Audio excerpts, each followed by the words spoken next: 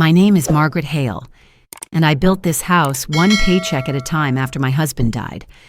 I was stirring tomato soup on a quiet Thursday when I heard my daughter-in-law's voice from the hallway, low and certain, as if the walls themselves should obey her. Once Margaret signs the deed, we'll move in right away. If she won't, there are plenty of nursing homes. The spoon stopped in my hand. I could smell the soup scorching, but all I saw was the doorframe, and behind it, the shadow of the person I used to welcome like a daughter. I didn't speak. I didn't storm out. I set the spoon down and turned the burner off because I've learned that when a fire wants to run wild, the first thing you do is take away its heat. My heart pounded in my throat. Somewhere in that whispery phone call, I heard my son's name, Daniel, and I heard agreement, not defense. It was a small sound, a wordless hum, but I know his voice the way a mother knows the weight of her own hands. I stood perfectly still, the silence alive around me, and tasted a metallic tang in my mouth. They were planning to live here, to bring her family in, to make my house their solution, and if I resisted, they'd file me away somewhere tidy. I pressed my palm to the cool counter to steady myself. I wasn't going to hand over the deed, and I wasn't going to be filed away. The soup had a ring of dark red around the pot when I finally took it to the sink. The faucet stuttered and hissed, and the kitchen filled with the sound of water beating metal. I focused on that sound because it was easier than replaying the exact cadence of Lydia's words. When I turned off the tap, the house felt too quiet again, the kind of quiet that makes every floorboard creak sound like a judgment. Daniel came through the doorway, cheeks flushed from the cold. He kissed my temple the way he's done since he was a teenager, and for a moment I almost believed we were back in a safer year. Lydia followed, bright and careful, her smile fitting perfectly into the shape of her face. She set a bag of salad on the counter and touched my elbow. Sugar sweet. Smells wonderful. Mom. I glanced at the wall phone. No red light, no proof. The lack of it made me feel foolish. The way you feel when you catch your foot on a rug and stumble in front of company. We sat down to eat. Daniel told me about a backlog at work, the way his manager had shuffled deadlines and left him to juggle the pieces. Lydia mentioned Ethan's school fundraiser and how ticket sales were a little slow this year. The conversation skittered along the surface like a water bug. Every time silence threatened to crack it open, Lydia poured more words into it. When dinner ended, Daniel carried the dishes and Lydia wiped the table, and I watched their practiced choreography with a stranger's eyes. Was the helpfulness a kindness or a rehearsal? Lydia's gaze flicked toward the hallway once, quick as a sparrow, and when she noticed me looking, she dipped her head and smiled. After they left, I walked the house the way I used to when the boys were small and fevers ran hot. The living room rugs, the framed photos, graduations, first bikes, Ethan's missing teeth smile, the ring of keys in the ceramic dish, the deed in the file box upstairs behind the stack of tax returns. I laid my hand on the banister and felt the varnish I'd applied myself the summer Daniel left for college. I told the empty house, in a voice I barely heard, "Not yet, not like this." Sleep didn't come easy. Whenever it tried, that sentence returned, the one about plenty of nursing homes, as if I were an old cardigan to be folded and stored. I stared at the faint green numbers on my alarm clock until morning put a gray thumbprint on the window. By daylight, the things I'd ignored for weeks looked like signposts I had chosen not to read. Lydia had started bringing glossy brochures and leaving them in places where I'd find them without being told, on the coffee table under the remote, tucked into the basket with the mail, slipped between two cookbooks, sunlit courtyards, smiling gray-haired couples playing cards, a caption about safety and community and peace of mind for everyone. Daniel had asked twice to help get organized, which meant, let's look at your important papers. The first time, I'd laughed and told him I knew exactly where everything was. The second time, his mouth tightened at the corners, as if my confidence were an untidy drawer he intended to shut. I tried to tell myself it was care, clumsily expressed, but the memory of Lydia's voice made everything else ring with a different pitch. I took the file box from the closet and set it on my bed. The metal edges were cold against my wrists. The deed, the mortgage release, the will I'd made after I lost Jim, orderly documents, sensible decisions. I slid them back and wrapped a sweater around the box before returning it to the closet. An odd impulse to keep the papers warm. The phone vibrated with a text from Daniel. Could we come by tonight? Talk through some ideas? Lydia followed with a heart emoji and a "we love you" that didn't land where love usually lands. I typed back yes and set the phone face down. Afternoon drifted into evening and the house gathered its familiar shadows. I made coffee I didn't drink and took out the good cups, a habit I have when I need courage. When Daniel and Lydia arrived, Lydia's perfume reached the door before she did. Daniel took off his coat and draped it neatly on the chair, the way his father used to, and then he sat upright, hands folded. He cleared his throat.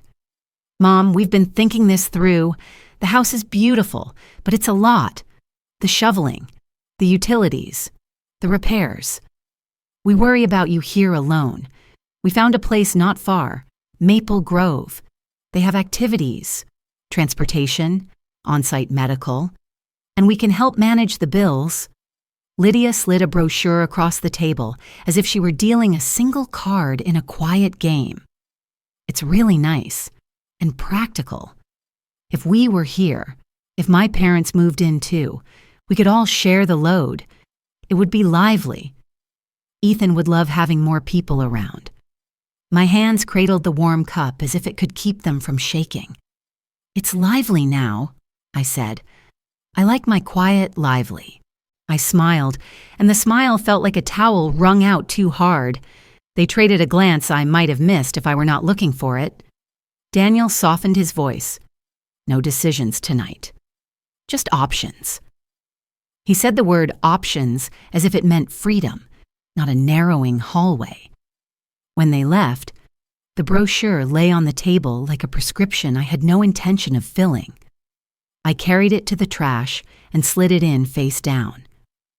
The house settled around me, and I stood in that settling, making a decision I did not yet know how to carry out. The next morning, I called Susan. She's the friend who has seen me through broken appliances, broken arms, and the kind of broken hearts that don't bleed. She listened without interruption, the phone a soft shell against my ear. When I reached the part about the hallway and the nursing homes, she inhaled sharply and then let the breath go slow. Come over, she said. Bring your legal folder. We'll make a list. I laughed because Susan likes lists, but the laugh came out thinner than usual. Her kitchen smelled like cinnamon and bleach. She slid a mug toward me and planted both elbows on the table. Margaret, this isn't help. This is control. It's elder financial abuse with manners. The words were clinical, but her gaze was all warmth. We're going to lock the doors they're tugging on. Susan knows people in town. Within an hour, she had me on the phone with a banker who explained how to add alerts and how not to grant anyone access just because the word family appears in a sentence. He used phrases like power of attorney and beneficiary and safeguards. And for once, those words didn't scare me. They felt like bricks in a wall I could build. After the bank, we called an attorney. Mr. Carter answered himself, which surprised me, and his voice had the clean, measured tone of someone who sees storms for a living. I told him about the brochures and the hallway and the way Lydia speaks as if my choices should be delivered to her door. Do not sign anything, he said. Not a temporary transfer. Not a management agreement. Nothing. If you want to explore options, we'll do it on your terms. Come in tomorrow and bring your deed and will. We'll review everything." The day slid by in a blur of paper and passwords. When I got home, I opened the file box again, but this time my hands didn't shake. I added a fresh sheet of paper to the front, a small act of order in the face of someone else's plan. That night, Daniel texted a photo of Ethan's art project, a rainbow made of torn construction paper, strips glued in cheerful arcs. Under it, he typed, "Ethan wants to show you this on Sunday." I stared at the tiny burst of color on my screen. I felt love press up against anger, like two strangers trying to pass in a narrow hall. I typed back that I'd love to see it. I stood by the kitchen window, the yard a pale square in the darkness, and allowed myself to feel both things at once, the fear of losing my home and the love for the boy who runs across my yard to hug me. It seemed important not to let either one cancel the other. Mr. Carter's office smelled faintly of coffee and dry paper. Diplomas lined the wall, and a plant in the corner looked like it had been listening to secrets for years. He asked for my documents and read them the way a careful person reads a recipe for a cake that matters. When he finished, he leaned back, steepled his fingers, and looked at me as if I were the only thing in the room that wasn't ink. "You've done a lot right," he said. "You own the house free and clear. Your will is current. The risk here isn't paperwork, it's pressure." He explained that temporary transfers can become very permanent and that people dress coercion in soft clothes. "If you want to keep the house," he said, "we can fortify your position. If you want to sell, we can do that safely. But you don't give up control to make someone else comfortable." I told him I didn't want to be pushed into any box labeled convenience. He nodded, as if that were the wisest sentence anyone had spoken that morning, and outlined options. We could place the house in a trust, with me as trustee. We could set up alerts that ping him if someone so much as breathes near my title online. Or if keeping the house had started to feel like living with a person who loves you badly. We could sell, quickly and cleanly, to a cash buyer with an honest reputation. 7 to 10 days is possible, he said. Faster if the buyer's ducks are in a row. I didn't know. Walking into that office, that selling would feel like an act of protection rather than defeat. But when I imagined Lydia's parents measuring the living room for their furniture, something in me hardened to a useful shape. If I sell, I said, it will be because I decided. And the sentence was a key turning in an invisible lock. He made a few calls. I watched his mouth form numbers, closing dates, the word escrow. He slid a pad across the desk and asked me to write down what I wanted in a home if I moved. Light, safety, something small enough to clean in an afternoon. I wrote, sunlight, a quiet street, enough room for Ethan to draw. By noon, an offer sat in front of me from a buyer whose references were as tidy as a well-folded shirt. We could close Friday. I asked Mr. Minarshur Carter to add a clause that allowed me to remain in the house for 2 weeks, rent-free, to move in peace. He smiled. Spoken like someone who knows her own pace. When I left the office, the air had that brittle brightness winter saves for the brave. I walked to the car with my scarf loose around my neck and my hands bare, as if daring the cold to do more than sting. On the passenger seat, the offer sat under my glove, and I rested my hand on it like a promise. Daniel texted, asking if they could come by with some paperwork to make things easier. That word, easier, rang false, but I agreed to 7 o'clock. I set out teacups, more for courage than hospitality. When they arrived, Lydia's smile was clipped, rehearsed. Daniel carried the folder like it was a gift, though his eyes shifted nervously. Lydia slid a document across the table. "It's temporary," she said, nails tapping lightly. Just lets us handle payments. Protects you," Daniel added, almost pleading. "It's only to help. Mom, we're worried." I read enough to see the trick. My voice stayed calm. "I won't be signing." The air shifted. Lydia's charm faltered. Then she pressed again. Retirement homes, activities, safety. She spoke of bingo nights as though that could replace the warmth of my kitchen. "I already have a community," I told her. "I choose my own movies, my own company. I like it that way." Finally, Lydia's tone hardened. "We could move in this weekend. My parents could take the guest room. It's silly for all this space to sit unused." The words pierced deeper than she realized. I set my cup down carefully. "It's not unused. It's mine." Daniel's head lifted, startled. "Where would we live then?" His voice carried a child's bewilderment, not a man's plan. "That's for you and your wife to answer," I said. My words left no room for misunderstanding. They gathered their folder and left without another plea. When the door closed, I leaned against it, the wood cool against my back. For the first time since overhearing that hallway whisper, I felt the ground steady beneath me. Friday looked ordinary, but inside, everything had shifted. At Mr. Carter's office, I signed the closing papers. The buyer was polite, efficient. The funds transferred with a quiet ping, and Carter slid the confirmation across his desk. "It's official. You're free," he said, driving home.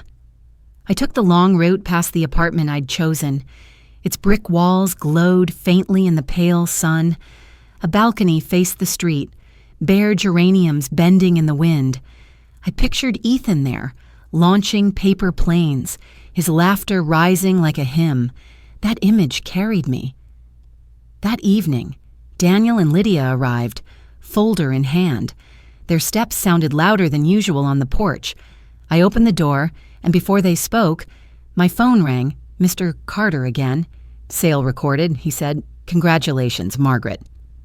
I thanked him and let the silence hang in the air after I hung up. I looked at my son. "I sold the house. It closed today. I'll stay 2 more weeks before moving." Daniel blinked, as if I had spoken a language he didn't know. "You sold it?" His voice cracked. Lydia's posture froze. "Where will we live?" Daniel asked. Smaller this time, stripped of certainty. "That's for you and Lydia to decide," I said. Lydia's mask slipped. "Selfish," she spat. "We're family. My family doesn't plan someone else's life in secret." I answered. The tea between us cooled untouched. The house seemed to exhale as they turned for the door. The latch clicked, sharp and final. I stood in the stillness, no longer fearing what would be taken, because the choice was already mine. 2 mornings later, I woke before the sun and packed until the tape on the boxes sang. Susan came with coffee and a roll of labels, and together we turned what looked like upheaval into stacks that made sense. I kept the curtains open as we worked. The maple out front threw long shadows across the floorboards I had polished 100 times, and I let the sight of them be a goodbye rather than a wound. I drove to the apartment near the park with the first carload. The manager handed me the keys and showed me the light switches like a person offering spells. The living room was small enough to hold without thinking. But when I opened the balcony door and the cold air touched my face, I felt something inside me stand taller. I set a lamp by the window, plugged it in, and watched the room soften around its circle of light. Back at the house, I pulled the last of the photos from the hallway and wrapped them with the care you give to something that knows your history. When I locked the door that night, the click landed like a full stop, and for the first time in a long time, I slept without dreaming of a hallway and a phone. Moving day doesn't ask your permission. It arrives with dust on its shoes and a schedule in its pocket. Susan drove the second load while I followed with the plants and the file box buckled in beside me. On the third trip, Daniel stood on the front step, hands in his pockets, his face pale with a tired kind of pride. Lydia wasn't with him. He didn't ask to come in. He didn't mention Maple Grove or management papers. He asked if he could carry the heavier box. In the kitchen. He set it down and stayed there, fingers pressed to the cardboard as if it were a pulse. "I listened to Lydia," he said, his voice quiet. "I let her make your life into a plan because it made mine simpler. That isn't the son you raised." He swallowed hard. "I'm sorry." Apologies don't rewind time. They mend what can be mended and point you toward the rest. I told him he was responsible for his part and that love doesn't excuse harm. It asks you to stop doing it. He nodded, a small, aching yes. When he left, he hugged me with the carefulness of a man carrying something both fragile and heavy. I watched him walk to his car, shoulders squared, no folder in his hand. The road in front of him was his to take, and for once, I wasn't standing in the way or expected to pave it. On Sunday, Ethan pressed his drawing against my new balcony door and grinned at his reflection. He'd drawn the apartment with a sun the size of a dinner plate and a stick figure on the balcony labeled Grandma in careful, leaning letters.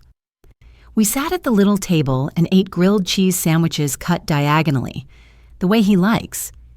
He asked if the balcony was safe for paper airplanes, and I said we'd test that as scientists, not as vandals. He laughed so hard milk nearly came out of his nose, and I thought, this laughter is the kind of security no paper deed could ever guarantee. When he and Daniel left, the apartment kept their warmth for a while. I washed the 2 plates and 1 pan and felt the clean edge of a new routine press into place. I unpacked a box of photos and arranged them on the bookshelf, Jim holding baby Daniel, Susan and me in younger years, Ethan missing 2 front teeth. They looked different here, as if the new walls gave them fresh permission to shine. The phone buzzed with a message from Mr. Carter confirming the utility transfers and the final receipt. Another from Susan asking if I wanted to try the park path after lunch. I stepped onto the balcony, the winter sun cold but steady on my face, and listened to the quiet the way you listen to a song you chose on purpose. I didn't win a battle against youth or against change.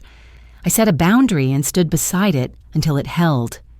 That, I realized, is the gift of age. The right to choose your own ending and to begin again with your name still on the door. Thank you for watching. If you enjoy these family drama and revenge stories, please subscribe and join me for more every day.